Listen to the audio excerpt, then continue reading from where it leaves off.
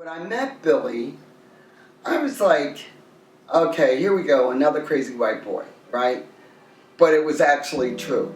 At the beginning, I was intimidated by Billy because he was kind of part of this like triumvirate of Billy Easton and Eric Zachary and John Kest, who were like this little gang that anybody in education justice had to contend with. I remember the day when we interviewed you. I remember John Kest talked about who you were. And when you walked into the room for the interview, you could see there was something about you that reflected not only energy, but a seriousness and a readiness to take this task on. First met, I had become chair of the Assembly's Education Committee, and we were still in boxes and not functioning, and I had a feeling then how relentless Billy was going to be, because even though we were unpacking boxes and we were trying to kind of push people out of the office, he wasn't going anywhere. We were going to have that first meetings. Billy is extremely persistent, and I think that's what makes him effective. When he has an idea in his head, he runs with it, and he makes sure it gets done. And I think that's effective. He doesn't, I don't know, I think he just doesn't hear no. I think people say no and he just pretends he doesn't hear it and he keeps going anyway. I think when Billy gets something in his head, he really sees it through. Billy brings his sharp mind and his relentlessness to each part of the work, not only the strategic thinking, which I think is what people most know him for, but also the details at every level.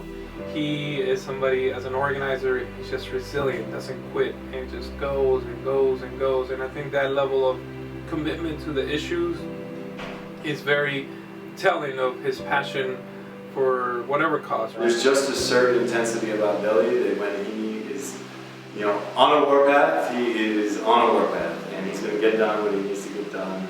And his nature, his ability to be persuasive in the things that he wants to accomplish, and to do it with such elegance. His political mind is brilliant, his strategic strategy, all that is really brilliant, but he's not too big to ever not learn. His great passion for education and justice, and his incredible ability to talk to the press and media and actually be incredibly strategic about how to best influence thinking and influence decision making in a way that it will benefit all kids, mostly black and brown kids. He is like a department store of knowledge around organizing. Billy, living up near Albany, knew more about what was going on with New York City schools than a lot of so-called education activists down here in the city. CFE won in the courts that fall. Eliot Spitzer won his election as governor, and a lot of people in Billy's position would be like, okay, great, done, but not Billy. He, not only is he, tenacious and relentless when it comes to strategy and the political thinking, but he approached policy the same way.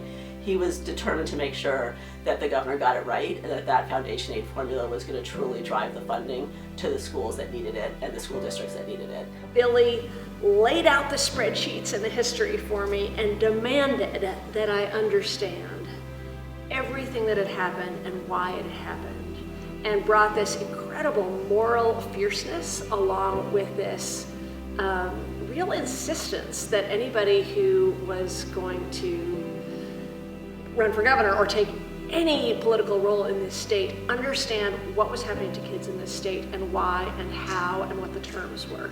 He looks at me and he says, hey, do you want to come lobby with me in the Capitol? And I said, I've never lobbied before. He said, no worries. We'll walk to the Capitol and I'll teach you all about it as we walk. We leave the office and we start our 3-block walk to the Capitol, and Billy gets a phone call right away. So all of block 1, he's on the phone talking. The whole time we get to block 2, he's talking. We get to the security entrance at the Capitol and Billy gets off the phone. Then he gives me a 2-second spiel about how to lobby, and we go off and we start pulling members off the floor. I think after the second member we pulled off the floor, Billy gets another phone call, and he looks at me and he's like, you got this, right? And he left me alone to continue to pull members off the floor by myself. And that was my first experience being like lobbying in Albany, and then later I eventually became AQE's legislative director. He understands that this movement is bigger than just him. And he has always, from day one, pushed all of us internally to move beyond our comfort zone. Billy has always built a base of parents of color. Not because it was the fashionable thing to do, or it was the so-called progressive thing to do, or the liberal thing to do.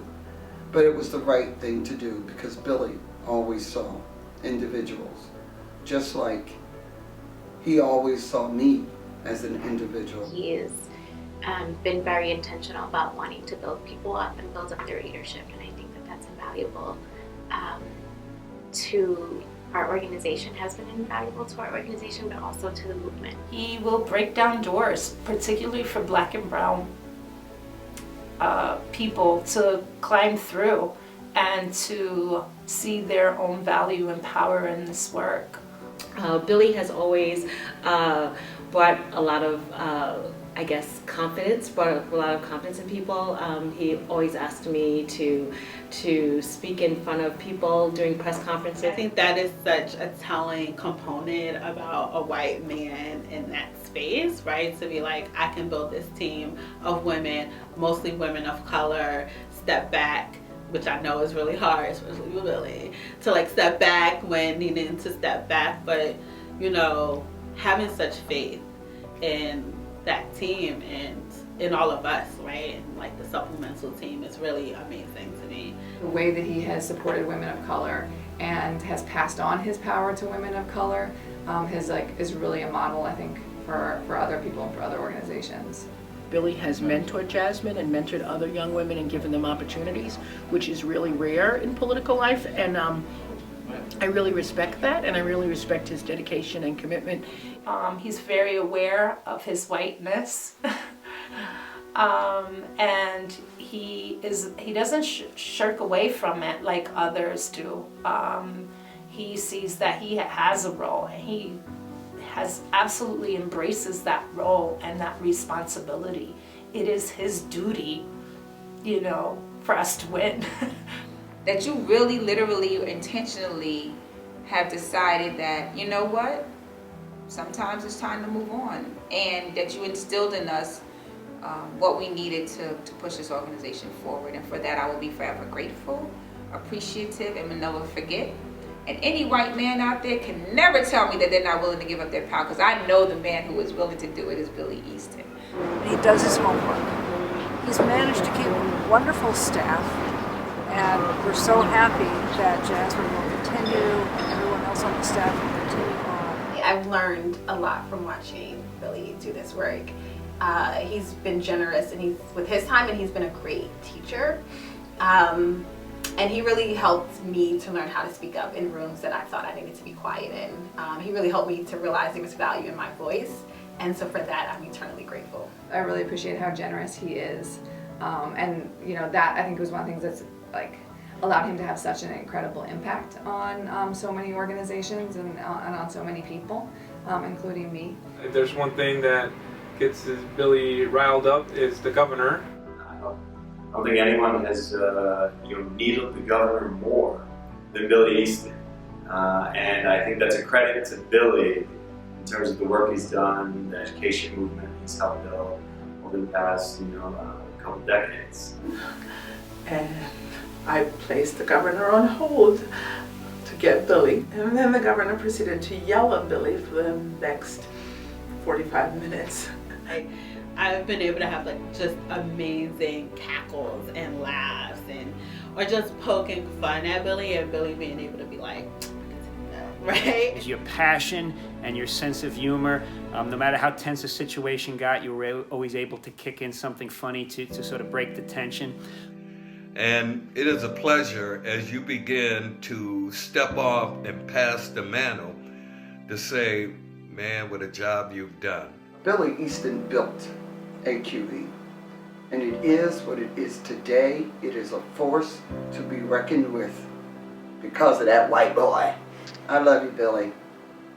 The kids today, in the middle of an afternoon, on a Monday afternoon at 1:18, there are so many kids whose classroom is different and better because of the work he has done. And thanks for being such a great partner for me over the years and all the work that we've done to build grassroots organizing in New York and to build the movement.